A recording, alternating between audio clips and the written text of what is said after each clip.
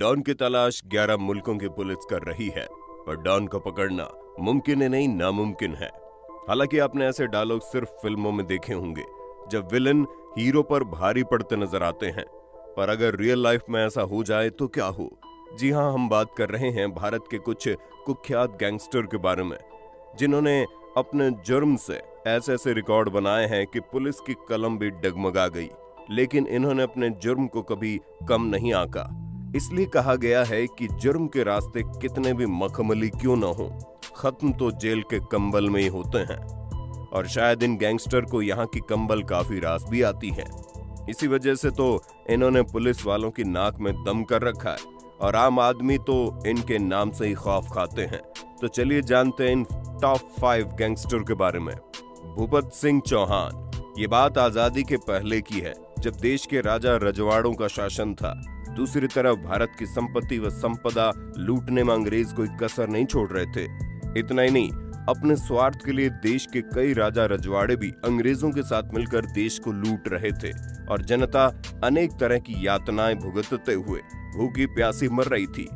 इस समय चारों ओर सिर्फ लूटपाट का नगाड़ा बज रहा था।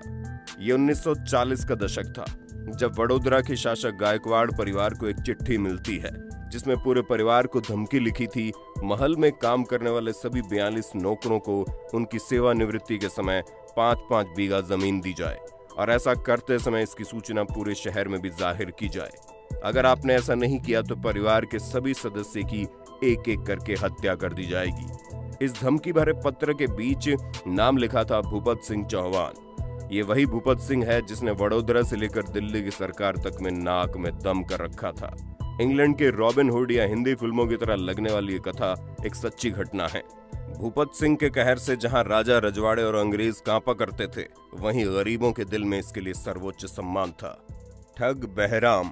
दुनिया भर के क्राइम इतिहास में ऐसे कई सीरियल किलर्स के नाम दर्ज हैं, जिन्होंने अपने सिलसिलेवार हत्याओं की वजह से लोगों के मन में खौफ पैदा किया हो। सीरियल किलर एक ऐसा डरावना शब्द है जिसका नाम सुनते ही लोगों की कंपकपी छूट जाती है। सालों पहले एक ऐसा ही सीरियल किलर भारत में भी मौजूद था, जिसके बारे में कहा जाता है उसने हत्या करने का वर्ल्ड रिकॉर्ड बनाया था।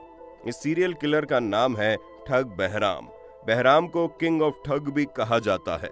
1790 से लेकर 1840 के बीच में कुख्यात रहे ठग बहराम से अंग्रेज भी घबराते थे, क्योंकि वो लूट के इरादे से लोगों को अपना शिकार बनाता था और बेहद ही अनोखे तरीके से शिकार का गला घोंटकर उनकी हत्या कर देता था। ऐसा कहा जाता है कि बहराम एक बार जिस रास्ते से गुजरता था, वहां लाशों को ढेर लग जाते थे। उसका एक बड़ा गिरोह होता था, जो व्यापारियों और पर्यटकों के बीच भेष बदलकर उनके साथ लग जाता और मौका देखकर लोगों की हत्याएं कर देता था, और फिर उनका सारा सामान लूट लेता था। एक अंग्रेज जेम्स पैटॉन के मुताबिक बहराम ने अपनी पूरी जिंदगी में 931 लोगों को मौत के घाट उतारा था, और उसने इन हत्याओं का जुर्म भी कबूल किया था। बहराम अपने साथ एक रुमाल रखता था, और उसी रुमाल से गला घोंटकर उसने 900 से ज्यादा लोगों की हत्या की थी। जय। लॉरेंस बिश्नोई। आपको जानकर शायद आश्चर्य होगा कि साल 1993 में पंजाब के फाजिलका जिले में जन्मे लॉरेंस बिश्नोई ने पंजाब विश्वविद्यालय से LLB की डिग्री हासिल की है। जेल में बंद 29 साल का दाढ़ी मूंछों वाला स्मार्ट सा लड़का पुलिस कस्टडी में आता जाता है, जो मूंछ पर ताव देते हुए दिखाई देता है। कहा जाता है वो शहीद भगत सिंह को रोल मॉडल मानता है और जेल की दीवारों पर भी उनके पोस्टर लगाता है। सोशल मीडिया पर एक सर्च करने पर अनगिनत अकाउंट, वीडियो और तस्वीरें भर भरा कर सामने आने लगती हैं। हजारों की संख्या में फॉलोअर्स की संख्या है। हालांकि दूसरा पक्ष देखें तो 29 साल की उम्र में ही दर्जन से ज्यादा आपराधिक मामले भी हैं। जेल के अंदर से ही हत्या, फिरौती, अब मशहूर गायक सिद्धू मूसेवाला की मौत के नाम। जी हां, हम बात कर रहे हैं लॉरेंस बिश्नोई की। बीते रविवार को पंजाब के मशहूर सिंगर सिद्धू मूसेवाला की मनसा के जवाहर के गांव में हत्या कर दी गई। हमलावरों ने महिंद्रा थार से जा रहे सिद्धू मूसेवाला पर ताबड़तोड़ फायरिंग की, जिसमें उनकी जान चली गई। बताया जा रहा है कि मूसेवाला पर करीब 30 गोलियां दागी गई। इस हत्या के बाद से ही पूरे पंजाब में हड़कंप मच गया है। राजनीतिक दल एक दूसरे पर आरोप लगा रहे हैं, तो वहीं पुलिस इसे आपसी रंजिश का मामला बता रही है।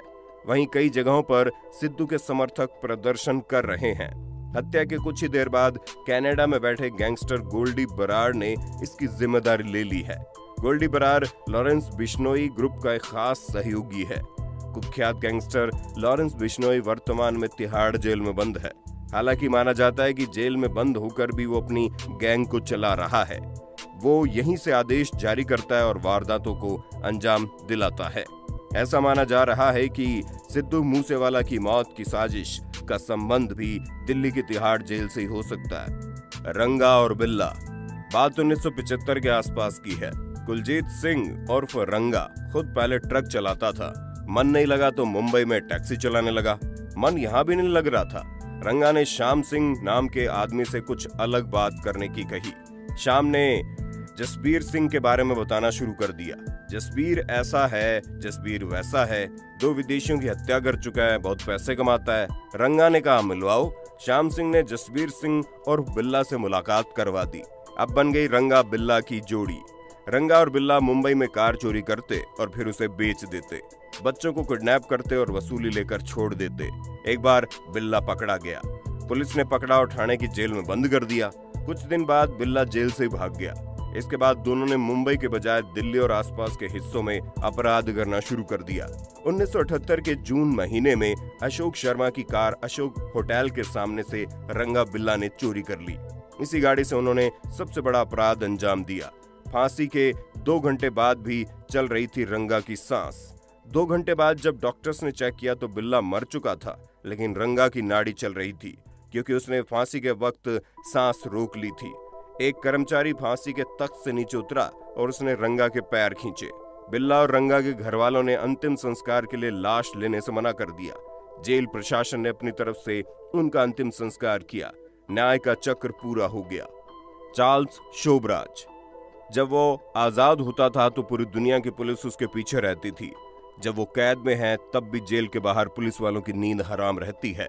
जरा सोचिए, कोई शख्स 1 साल में लाखों डॉलर कमा ले और उसकी जिंदगी इस संतोष के साथ जेल में बीते कि एक दिन वो जेल से छूटेगा और फिर अपनी पुरानी जिंदगी में वापस लौट आएगा। ये कैसा होगा? इस शख्स पर बनी फिल्म का प्राज वैसे तो वियतनामी भारतीय है, पर उसने फ्रांस की नागरिकता ले ली है। हत्या के जुर्म में उसे उम्र कैद की सजा मिली। उस पर कई हत्याओं के आरोप लगे जिसके लिए उसे फांसी की सजा होनी चाहिए थी, लेकिन कई हत्याओं को कथित रूप से अभियोजन पक्ष ने छिपा लिया। चार्ल्स एक चालाक और शातिर अपराधी है। हत्या, लूटपाट, नशीली दवाएं बेचना, आभूषणों की चोरी इत्यादि उसके लिए सामान्य काम है। उसके जोखिम और साजिश से भरपूर जिंदगी को मीडिया में इतनी जगह मिली कि वो मशहूर हो गया। जेल में ही वो इतने मजे से रहता था कि कोई सुने तो ईर्ष्या हो जाए। जेल में रहने के बावजूद उसके पास टाइपराइटर, टीवी, रेफ्रिजरेटर और एक बड़ा पुस्तकालय हुआ करता था। इसके अलावा वो अपने साथी कैदियों को खुश करने के लिए ड्रग्स भी रखता था। फिलहाल चार्ल्स नेपाल के काठमांडू जेल में बंद है। बेशक चार्ल्स को वहां पहली जेल जैसी सुविधाएं मुहैया नहीं कराई गई हैं, लेकिन फिर भी यदा कदा चर्चा में आता रहता है। तो दोस्तों, आप क्या कहना चाहेंगे खूंखार गैंगस्टर्स के बारे में जो अपने इन करतूतों की वजह से हमेशा लोगों के बीच खौफ का सबब बने होते हैं?